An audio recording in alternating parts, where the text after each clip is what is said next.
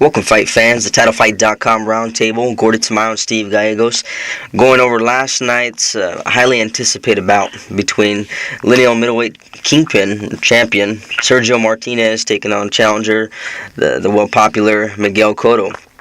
And what we had last night, leading up into this bout, a lot of animosity, somewhat of a grudge going into it, largely in place because of Miguel Cotto's demands, according to Martinez. What we saw, a little bit of twist of everything going on, Steve. From the beginning here, we see Miguel Cotto walking in first to the ring, which was opposed to one of the initial agreements. Came in walking into no music at all, just silence, kind of stoic, just watching him walk in, being announced first as well. But we also saw him take the first crack at something else, and that was really dominating the fight from the onslaught, round one. Dropping Martinez 3 times, and seeing Martinez look, like a shell of his former self. What was your overall interpretation of how the match played out, Steve? Well, the theater of the unexpected happened again last night. You, myself, a few others didn't really give Cotto much of a chance in this fight. I didn't think that he would be able to handle Martinez's style, his elusiveness, and the way he throws shots from awkward angles. I didn't think that having Freddie Roach in his corner was going to make that much of a difference, but obviously it did. He looked just like the Cotto of old, very aggressive going in there, throwing bombs, his signature left hook return, especially to the body. I wrote a Forgotten Classics article earlier this week on a fight of Cotto's from 2005 against Ricardo Torres. Mm-hmm. And Cotto looked a lot like how he did in that fight. So the Cotto of old returned. So it's a great performance. I give Cotto all the credit in the world. He was able to outbox and dominate a very good, if not great, fighter. Yep, well, definitely. We gotta throw this on the table, not to discredit Cotto at all for anything, but just really bring up discussion more than anything, kind of to lead how this is going to play out going forward with both these guys. Martinez came into the fight, didn't look even close to 100%, almost like he may have been hiding some things that maybe he wasn't fully recovered, but didn't say anything because, of course, lose out on a big payday. Do you feel that maybe he did come into the fight injured already, even though he denied to make any excuses whatsoever on the post-fight interview, which props to him for doing that. He gave Cotto full credit, saying that he got caught cold early, just couldn't recover, and that was the truth. He got caught early, and he just wasn't himself after that, but it looked like he was really in pain, like something just was not right. He wasn't moving right.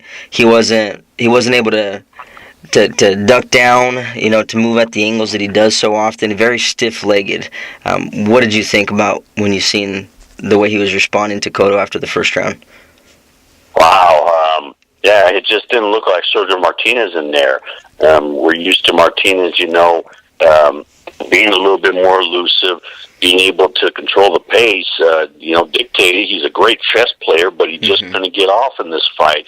Yeah, it did look like some things were off, like that knee hadn't fully recovered, and he is 39 years old, and in a sport like boxing, you need to have, all your gears ready, and I don't think he was fully recovered, so props to him for not making any excuses about the fight.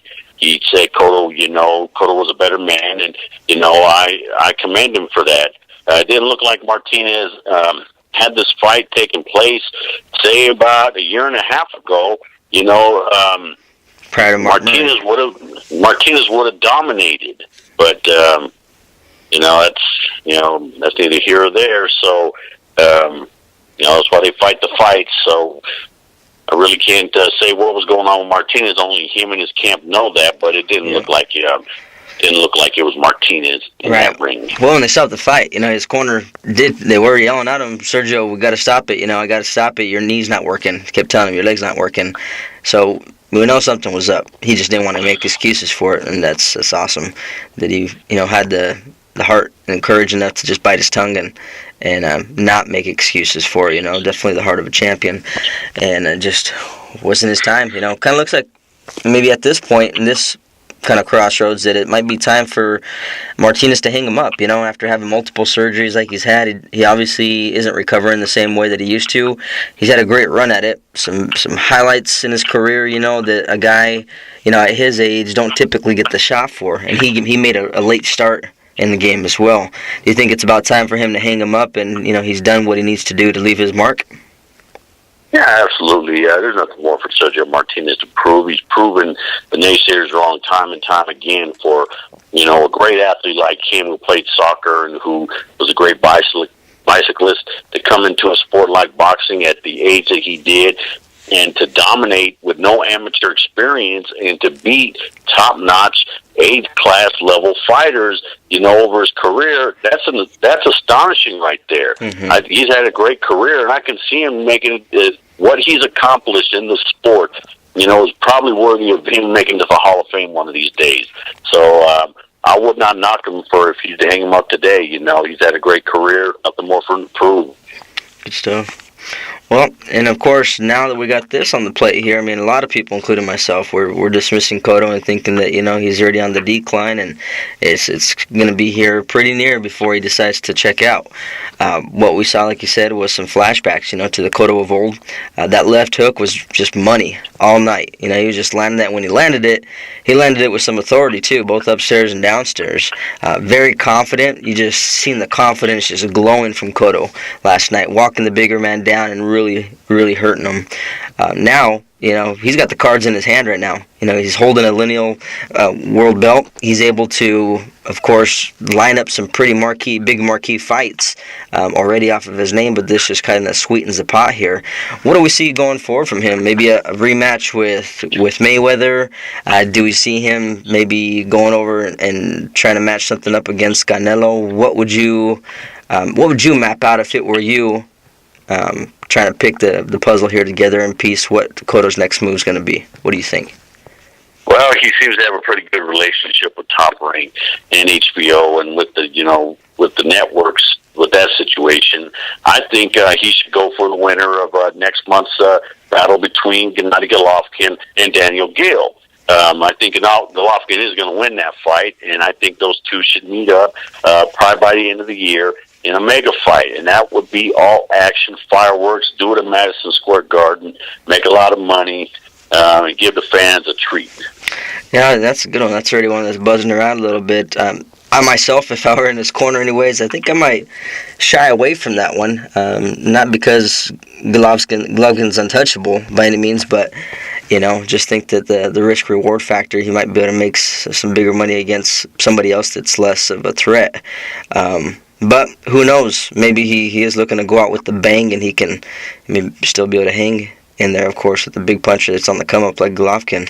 So that'll be interesting how that plays out. And I think he had a 2-fight contract with Top Rank. I think that expired after this last bout too. So we'll have to dig into that a little bit and double check and see if that's the case, if that makes any difference. But kind of does throw a twist in a different piece of the landscape this week. Of course, we had the Hall of Fame ceremonies going through, some big names getting dropped in the bucket here and making it on to that roster there, one of them being Golden Boy Oscar de la Hoya. And, of course, the whole world knows about the whole rift between Richard Schaefer and Golden Boy. And that kind of leads us into the next segment I want to talk about briefly here. It's already been building around all over the place, people kind of talking here and stuff, whatnot. Oscar, on the record, saying things, hey, we're moving forward. The promoters as a whole need to stop putting petty grudges, up front before the fights are made and just put that aside and let's make fights happen.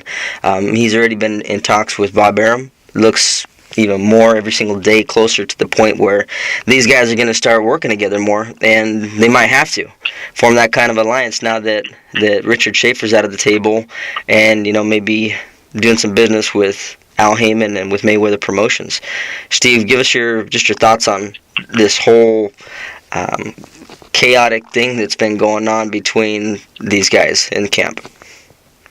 Well, Oscar teaming up with Bob Arum, they have to do it. They're going to have to do it, Otherwise, they're going to be pushed out of boxing by Al Heyman, because Al Heyman controls many of the fighters that were many of the great top-notch fighters on Golden Boy's roster and on Showtime. So I think it's the best thing for him at this moment. It would have been nice for us, the fans, for Golden Boy and Top Rank to work together with Al Heyman in their corner, along with Richard Schaefer, because that could have been some real big major bouts being made. But that's not the case. So right now, Oscar, if he wants to have a future in the sport, he's going to have to team up with Bob at some point. So it is a good move. Maybe we can see some good key matchups that we wouldn't have seen, had they not been together. Maybe there been talks about a Pacquiao Canelo fight. That would be great. So let's get them together and let's start making some good quality bouts. Yeah. Well, Canelo's got to get through Lara first. Why don't we just throw your thoughts on that one there? We have a good boxer. Definitely can punch really well, going up against a master boxer, but one of the more unavoided boxers and unknown boxers. But props to Canelo for taking the challenge up. This one's been talked about for quite a bit. We talked about it in Touch Base previously, Steve. Has your thoughts changed leading up into this fight that we're coming up here pretty soon with Canelo Lara? Absolutely not. My thoughts are still the same. Erislandy Lara is a terrific boxer, puncher. Oh, my God, the things that this man could do in that ring. He's going to box circles around Canelo. I don't think Canelo's going to have a chance whatsoever in this fight. I hate to say that, and I know boxing the theater of the unexpected. We saw that last night, but Lara's too great of a boxer. The skill set, everything, he's got everything above Canelo, I think. Maybe, punching power could be probably equal, but I still give Lara a huge edge in this fight. Yeah, that one's going to be nice to see for hardcore boxing fans that really like to see a boxer at his best in his craft. Can't miss this one, that's for sure. Well, fight fans, thanks for tuning in once again. Steve Gallegos and Gordy Smile here with TheTitleFight.com. Checking out. Until next time.